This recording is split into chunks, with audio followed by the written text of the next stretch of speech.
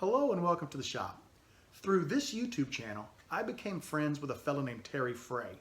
And Terry, a while back, sent me a care package. And in that care package, he sent me a Cameo Pen Kit, and the bushings are in there, and he asked me if I would turn it and see what I thought about it. He also sent me some really beautiful blanks. This one, for instance, is Afromosia. And what I'm going to do today is I'm going to take this blank Terry sent me and this pen kit, we're going to mate them up, and we're going to make an incredible pen. There are two tubes to this Cameo kit. There's one long one and one short one, and this will be the center line where I split them, and I drew a connecting line here to make sure that I can match the grain back up when I assemble this pen. Let's go ahead and get this cut out.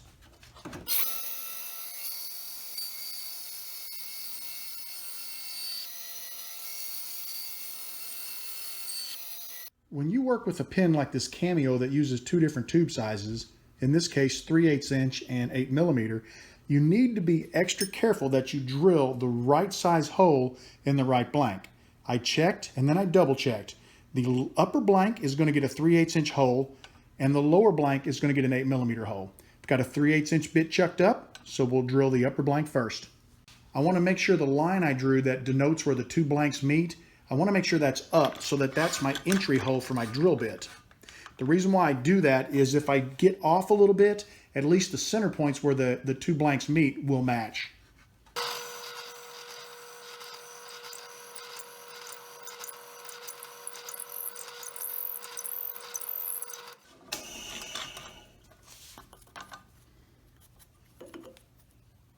Looks like we're centered on both ends. Let me get the bit changed out and we'll drill the 8mm hole on the front blank. I've got my 8mm bit chucked up. Right there is the line denoting the center of the blank. Let's go ahead and drill this out. I'm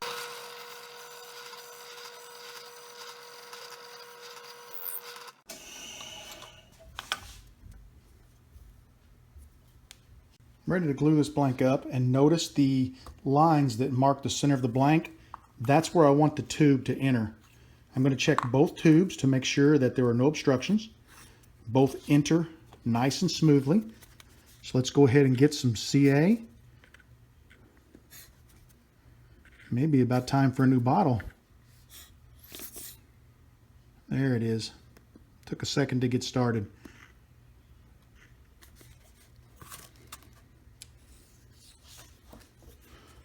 CA is good and thick. You got to watch it when it's thick. You don't want it. It actually becomes a lubricant, CA does, and it can cause the tube to work its way right back out of the blank.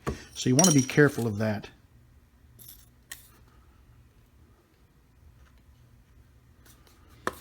When I put CA on a tube, I put it on like somebody else is paying for it. Lots and lots of CA. All right, let's set these blanks aside and let them dry.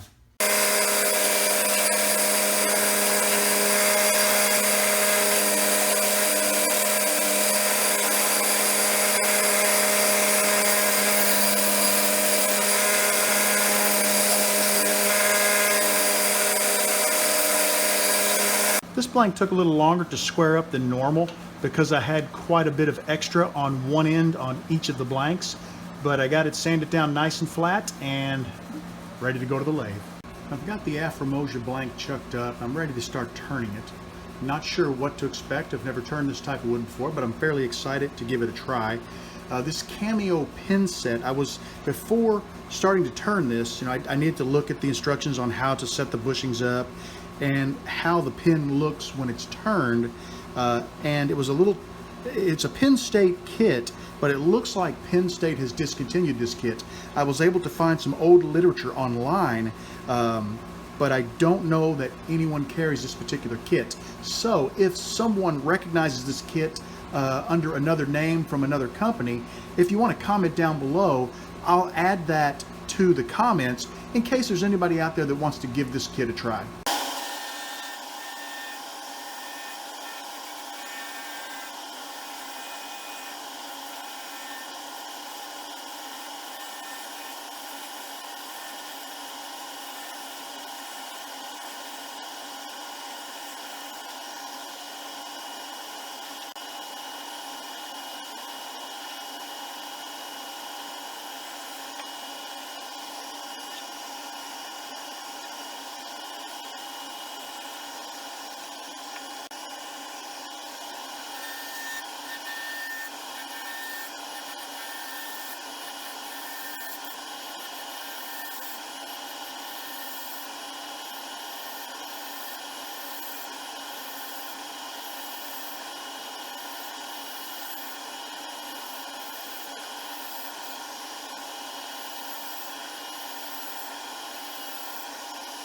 This blank was a very quick turn. I really like how the wood turned. It's got a beautiful pattern to it. It's an open grain wood, so we're going to have to be really careful whenever we finish it to make sure we get all that grain filled in.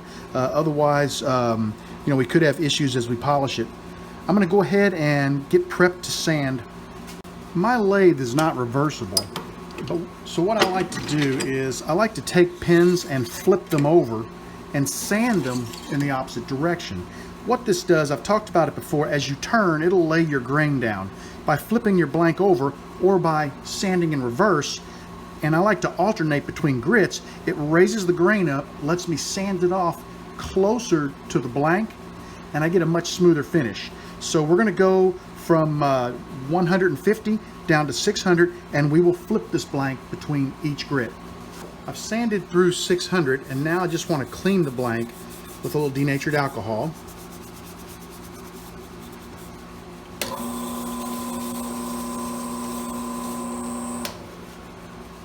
I always like to put my non-stick bushings on before I clean the blank because I don't want to touch it once I've taken all the surface oils and the dirt off of the blank. I've given the denatured alcohol plenty of time to evaporate from the wood. Now I'm ready to go ahead and start applying 5 coats of thin CA.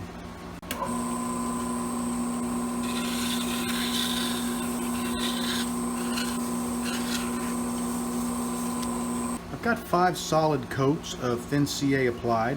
What I want to do now is put 3 coats of medium, and then we're going to start inspecting the blank very closely to see if any of the grain is still open, and if it is, we'll apply additional coats until we're able to fill those openings.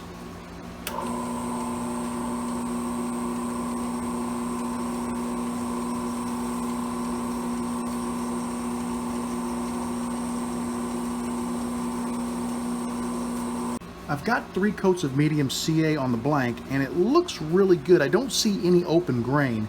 What I'm going to do is go ahead and micro mesh it. We'll dry it off really well, and then we'll double check it with the light at an angle to make sure that everything looks good before we continue.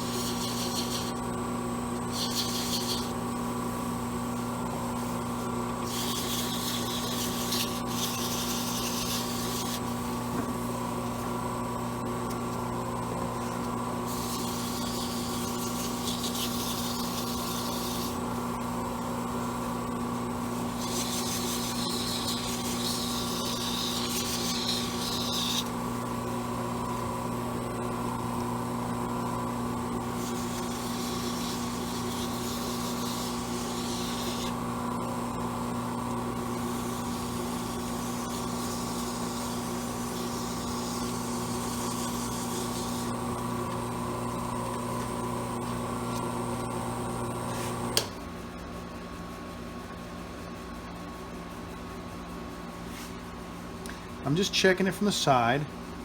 It looks really good. I got just a tiny dot of glue buildup right there. So I'm going to run through the pads again and see if we can get rid of that. My focus will be just on the ends of the blank, and I'm going to just do all 4 ends. I'm hoping that I can take down the glue buildup without taking it back down to the blank. If I do, I'll have to apply 1 more coat of CA glue just to clean that up.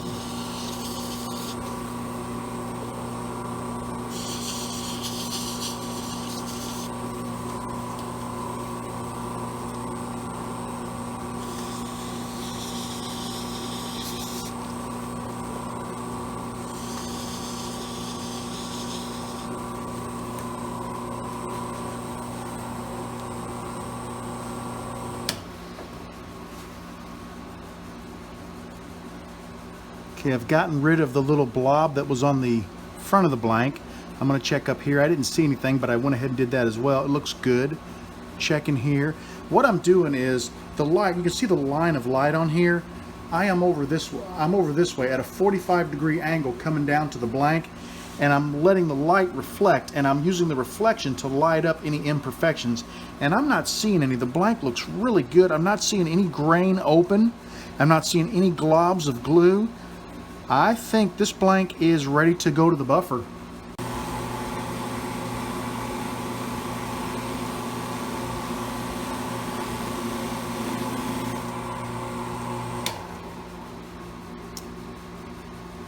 I apologize. I probably should have zoomed out a little bit, made it difficult to see the buffing, but if you take a look at the pin, just look at the shine on it. It looks fantastic.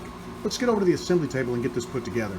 Never having assembled one of these Cameos before, I've been reading the instructions. A little bit complicated assembly, but not too complicated. Let's start out by attaching our nib.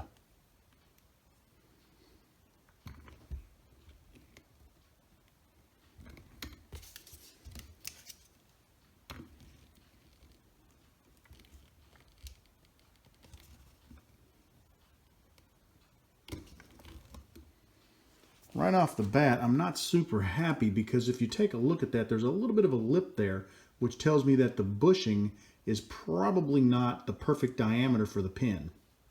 We're going to let that go for now. We can always knock it apart later and fix it. Next up, we need to insert this assembly here. What I want to do, though, is this is the assembly from the top half of the pin. I'm going to go ahead and thread this on, and the reason why is it doesn't say this in the instructions, but I want to protect those threads as much as possible. So let me go ahead and remove a block.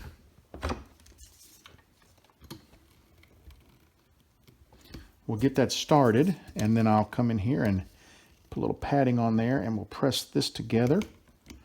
Nice and easy.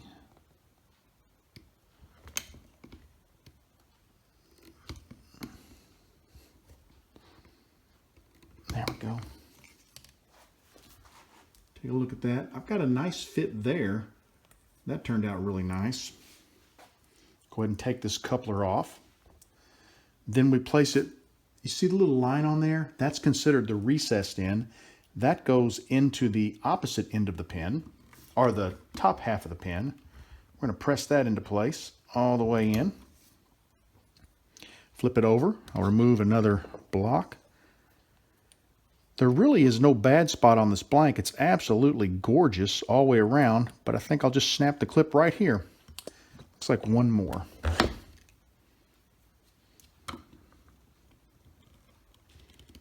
Well, hard to tell exactly how many to remove, so let's put one back in.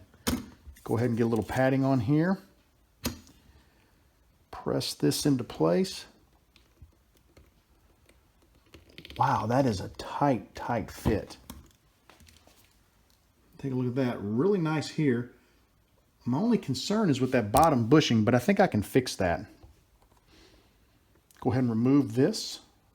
Put our spring on. Put it into the bottom half. We'll thread this into the top half of the pin.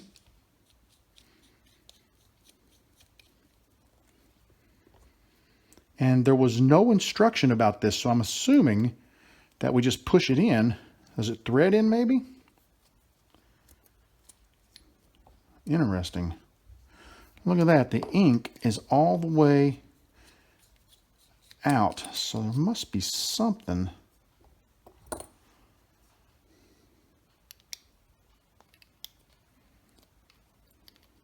I really don't know. It shows this on top of the pin, but this part in here does not move. Let me get a punch and see if maybe that is just seized up. Maybe I can get that to move in and out, because that should move the transmission, or I'm sorry, the ink cartridge up and down to force it in and out of the nib of the pin. Let me grab a punch. I've gone ahead and put the cap assembly into my disassembly pliers. Now I'm just going to put this punch on here. I'm just going to give it a light tap. I don't want to hit on it too hard. It doesn't seem to want to move. I don't understand.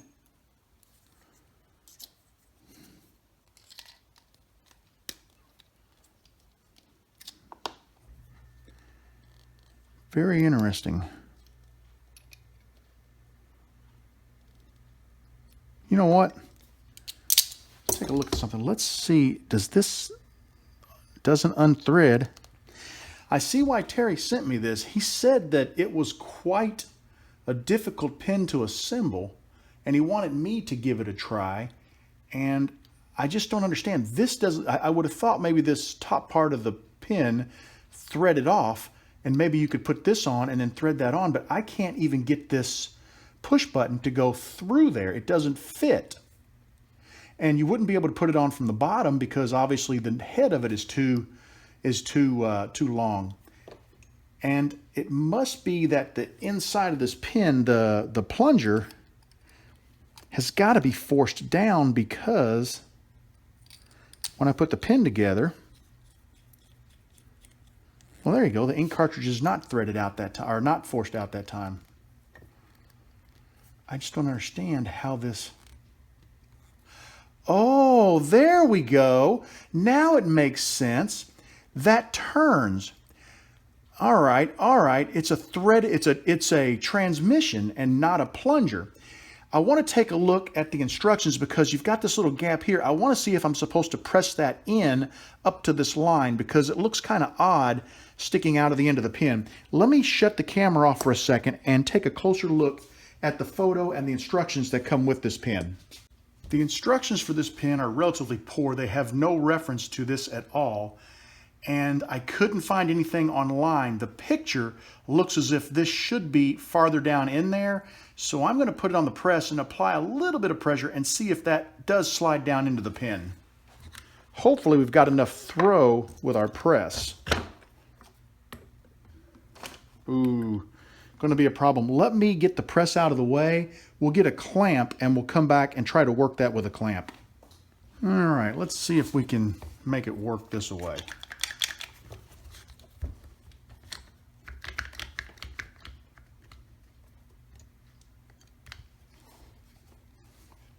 I wanted to make sure that I've got it good and level. And let's see what happens.